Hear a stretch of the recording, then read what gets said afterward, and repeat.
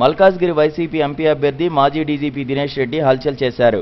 దాదాపు 50 మంది అనుచరులతో కలిసి దినేష్ రెడ్డి ఉప్పల్ నియోజకవర్గం పరిధిలోని రామాంతపూర్ పబ్లిక్ స్కూల్ పోలింగ్ కేంద్రంలోకి వెళ్లారు. మాజీ డీజీపీ కావడంతో పోలీసులు కూడా అడ్డుకునేందుకు భయపడ్డారు. ఉదయం నుంచి ఎల్బీనగర్ ఉప్పల్ నియోజకవర్గ పరిధిలోని పోలింగ్ సరళిని దినేష్ రెడ్డి పరిశీలిస్తున్నారు. మాజీ డీజీపీగా పనిచేసిన వ్యక్తి నిబంధనలు అతిక్రమించడంపై టీఆర్ఎస్ అభ్యర్థి బేతి సుభాష్ రెడ్డి, సిపిఎం నాయకులు అభ్యంతరం తెలిపారు.